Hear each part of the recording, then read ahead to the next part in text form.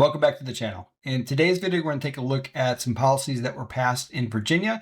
In the last couple of months, early this year, Virginia passed a whole bunch of different policies that affect you potentially, depending on what you're trying to do as far as your home energy needs or the VPPs. There are a whole bunch of different things that Virginia passed. Now, we're going to cover every single thing that they covered in recent legislation, but we're going to cover a couple of specific things that have larger impact on you moving forward in Virginia. So if you're in the state of Virginia, this might be a video that you find interesting. If you don't live in Virginia, you might still be interested to know what other states are doing. Let's go ahead and jump right in.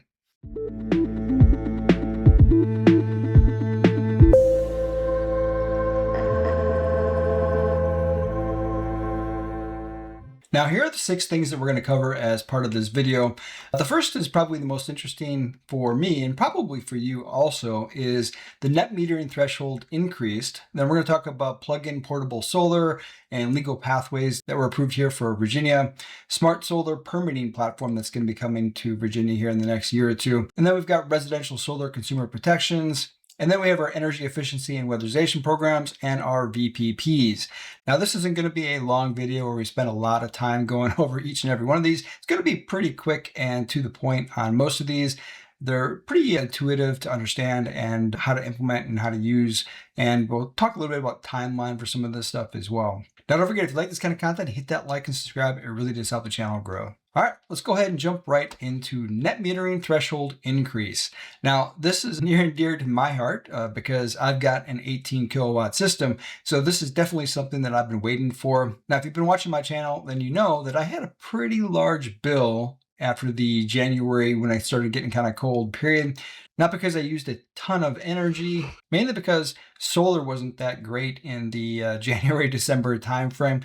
So the solar panels were covered in snow and ice and didn't really produce a lot of energy. And my 18 kilowatt system, well, the batteries were still new, still figuring out how to really integrate those into my system and get those up and running. And I ended up using a lot of energy. And net metering, how it works in Virginia, it's about $5 per kilowatt of demand. Now, I had a 26 kilowatt demand on one of the days, and it only takes a few minutes to actually trigger this $5 per kilowatt in demand. So it ended up creating a $300 and some bill for the first time, the entire time I've owned this house. That was the largest bill that I received with having solar and battery in my house. So $300 is, in this area, a pretty good sized bill, especially when for most months leading up to that, my bill is about $20-ish.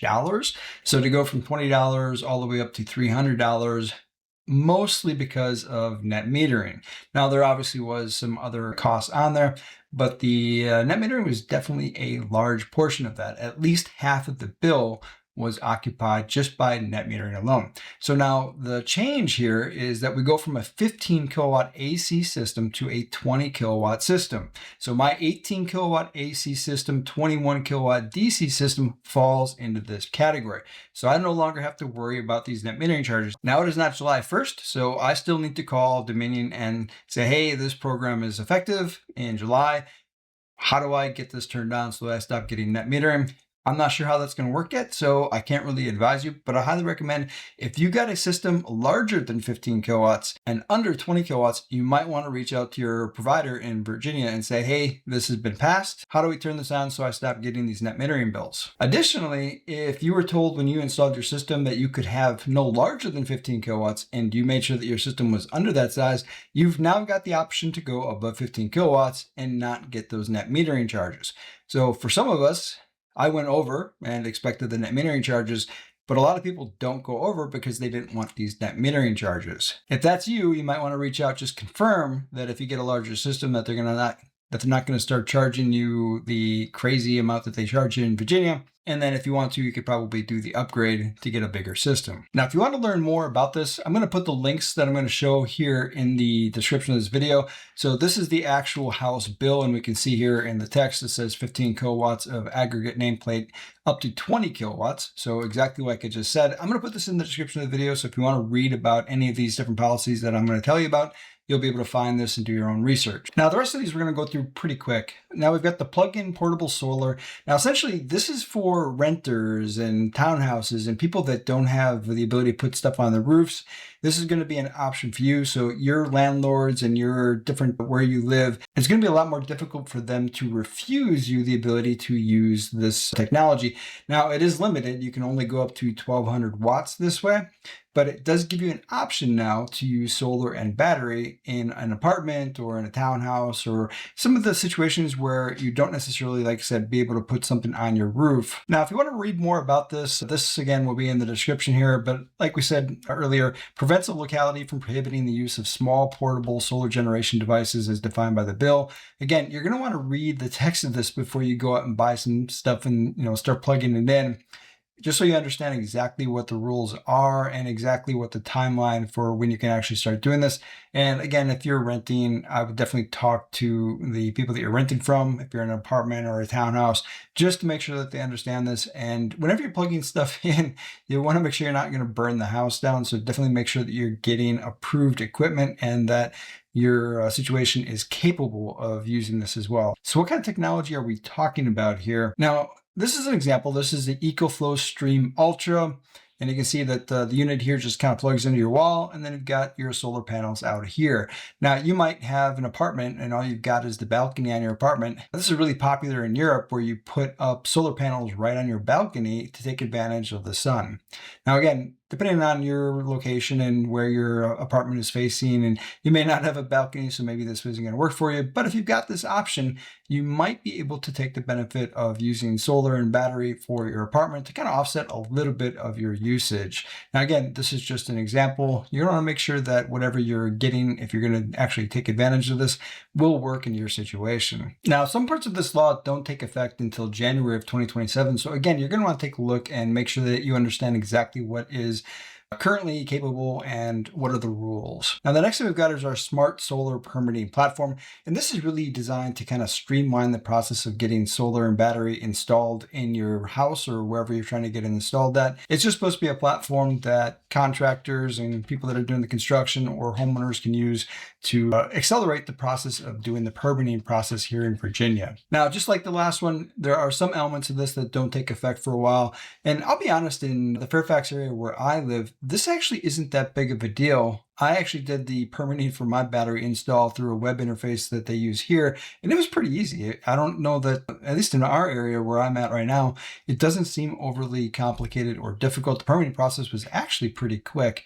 When I did my solar, the contractor did that, and that did take a little bit longer. But I also wrote a 1-star review for my installer, and I had some issues with them. So I can't say that they weren't the cause of the issues on the delay. But if we take a look at this, we'll see that they've got essentially until 2028 for locality to allow the submission of an application to construct residential solar systems. So they've got quite a while to put the system in place, and that's typical for any kind of a web-based system.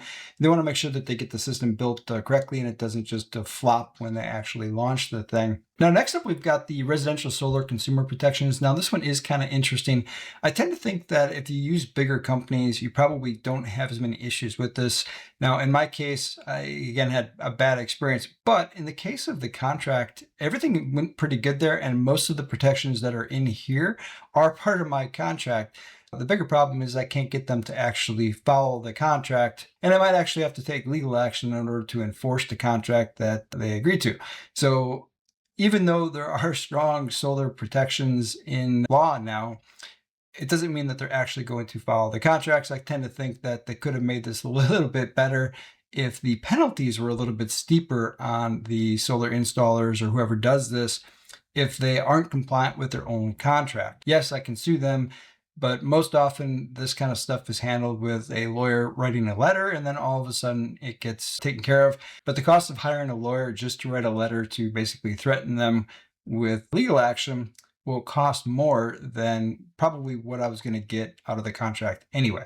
So it doesn't really make a lot of sense. Now, in my opinion, if you have to force somebody to do what they agreed to in a contract, they should have to be at a minimum required to pay all your legal bills associated with that.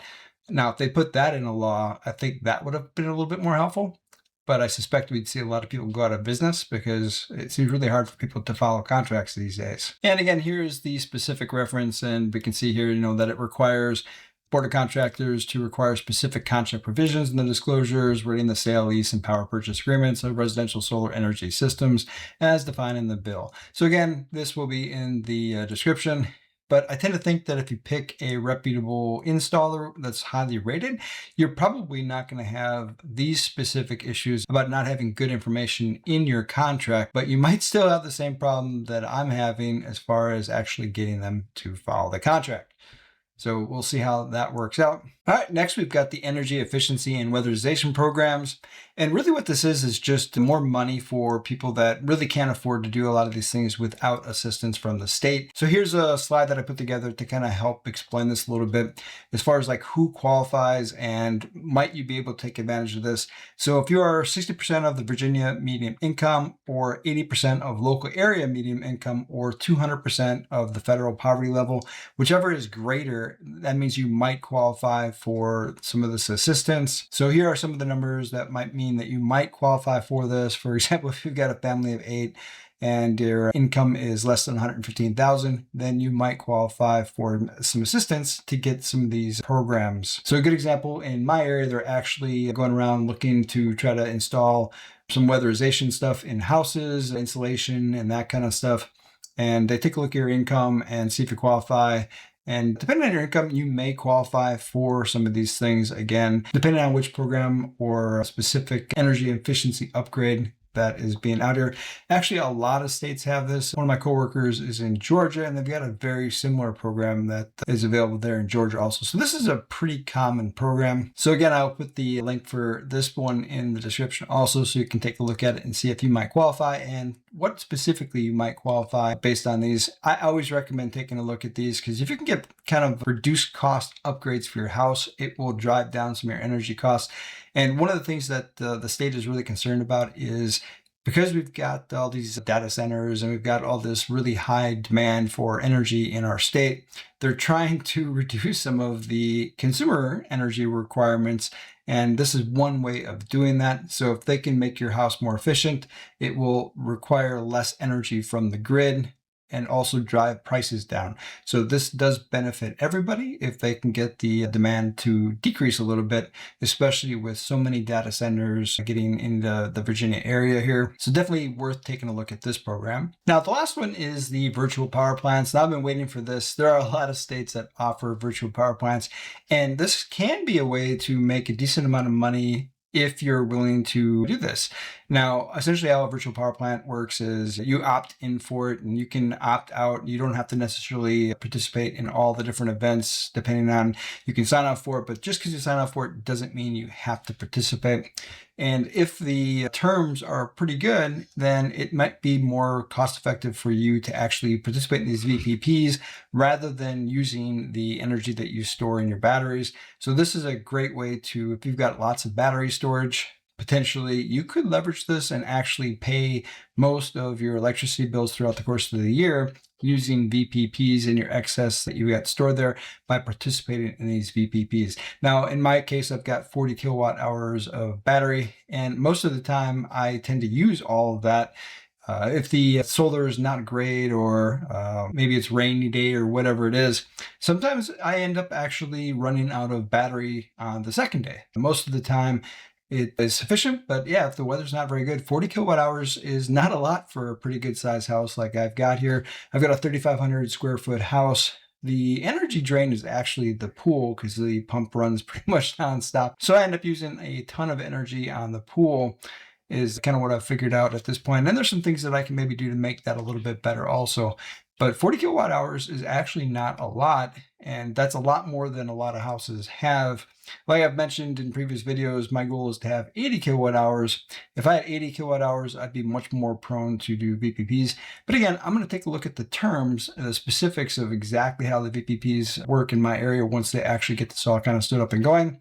And I will probably take advantage of it if it makes sense financially for me to do so. So it really comes down to how your state actually puts this into practice on whether it's beneficial for you to actually support these things or not. Now, it's definitely beneficial to the state that you take advantage of this and benefit from this. I'm always a little confused at the state's drive to limit the amount of battery or solar that consumers have in their houses, because it actually works out better for the grid if we have large systems and we share that system with our neighbors. So through VPPs and programs like that. Now, for my area, for example, the largest system I think you can have is 25 kilowatts of solar. That's the largest system that a residential house can put on it, even though maybe you've got plenty of space for ground mounted solar, or you've got plenty of roof for even more than 25 kilowatts.